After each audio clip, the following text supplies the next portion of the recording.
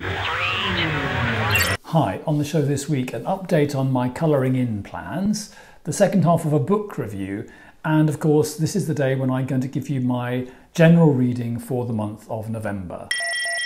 Greetings, fans of the esoteric, the stylish and the surreal. I've nearly finished the suit of cups. I'm rather pleased with them. There's my ace. There's my two of cups. What I've noticed is that when you colour them in yourself, you clearly get a better product than you would get if you bought a pack in the shops. A nice gloomy 4 of cups.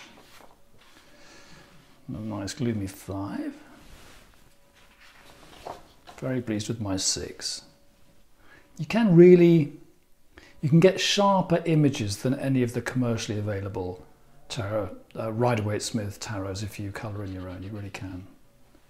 You just have to do it with great care and choose colours that contrast nicely and look very closely at the black and white lines, because there are some actually mistakes in the colouring in the published packs. My 8 of cups is still under construction. That's my 10. I always thought, the 10 of cups was quite a badly drawn card, but if you give it crisp colouring, it really helps.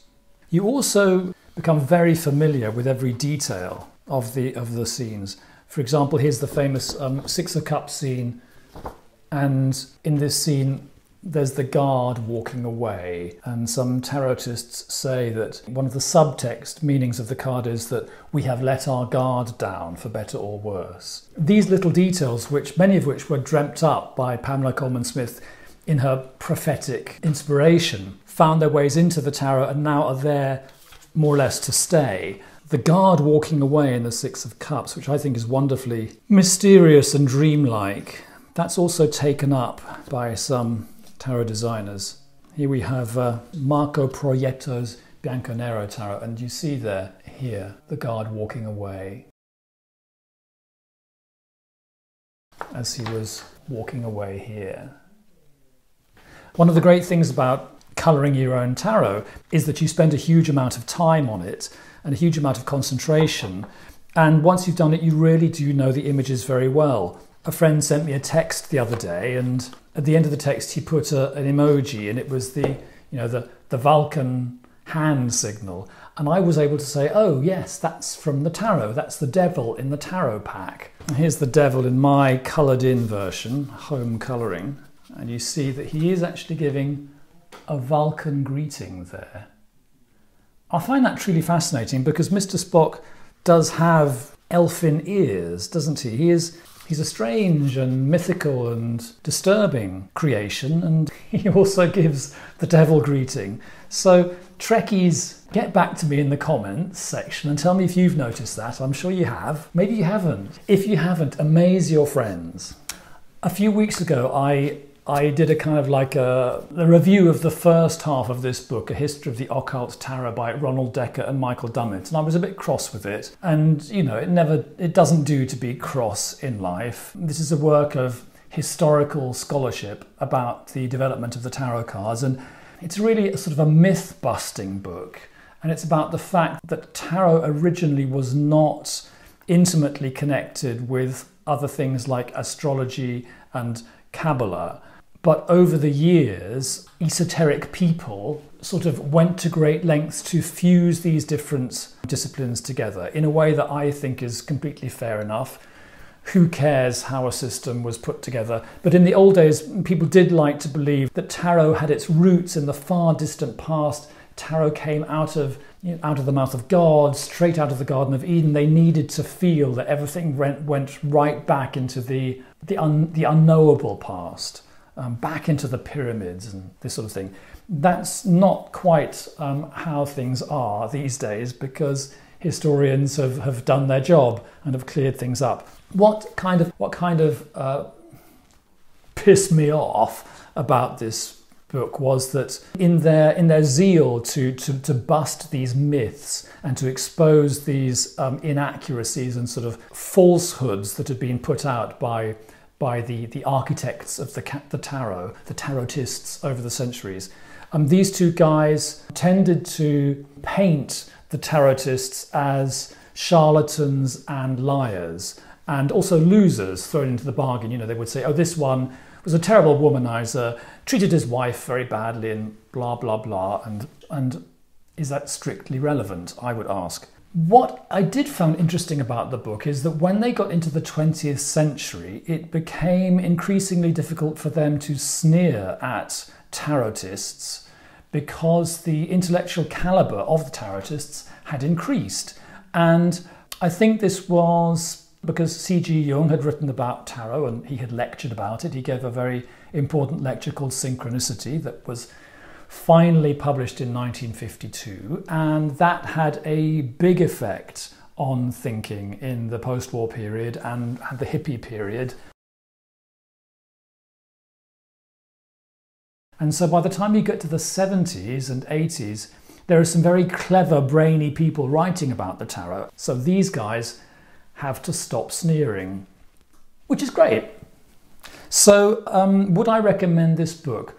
Well, it depends, doesn't it? It depends how great your powers of concentration are. I think I'm a bit of a flighty, scatty person. I have a sort of I have a naive belief that books should be fun, and this book isn't. But if you are a serious person with great powers of concentration and it doesn't bother you when books aren't strictly speaking fun, then you might find this a good book to read. Once you've read it, you do know your stuff. You won't be spouting any unwise, foolish, silly factoids about tarot ever again. You'll know which ones are silly lies and which ones are the truth, and so you'll be able to attend dinner parties with more confidence, I would say. No, you'll be able to attend tarot conferences with more confidence, and when people ask you what the dickens is the tarot, you'll be able to tell them and know that it's true.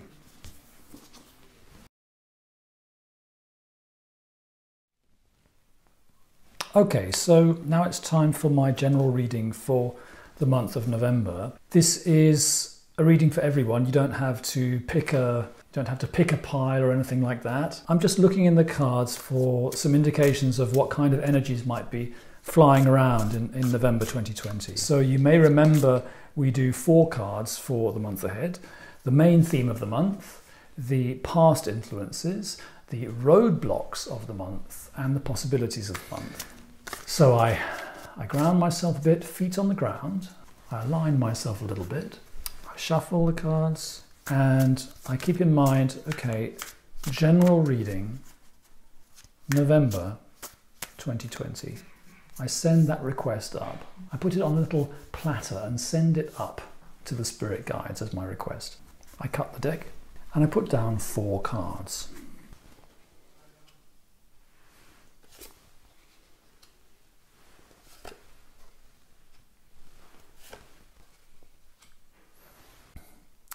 Main theme of the month, I see a reversed Ace of Pentacles.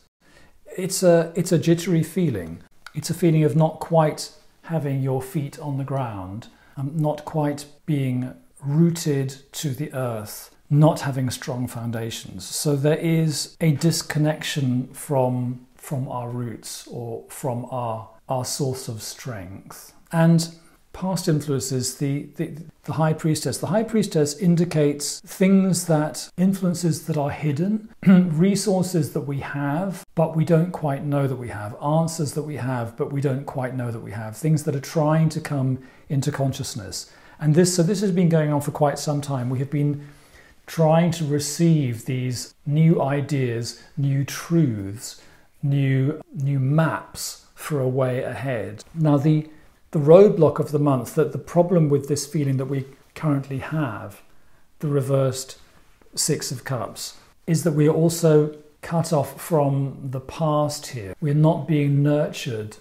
by the past. The past, in fact, has become a source of anxiety or dissent to us. There's a feeling of insecurity in a reversed Six of Cups. The garden, once more, Shakespearean garden imagery coming to mind here. The garden is not being guarded, and actually I spoke about this guard, didn't I, before? The guard here walking away, which means for better for worse we have let our guard down. So reversed for worse in this case. So that leaves us with a feeling of not being safe at this time. Now, possibilities, Knight of Swords. The Knight of Swords is the swiftest moving and most action crazy of the 16 court cards in the pack.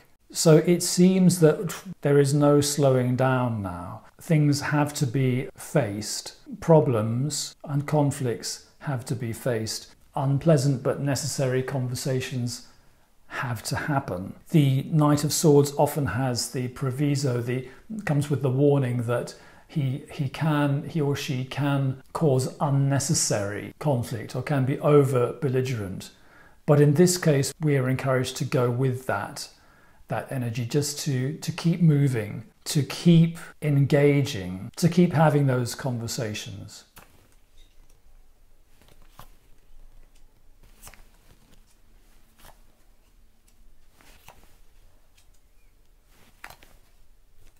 I pulled more cards for position 1 and I got the World and the reversed 10 of Batons.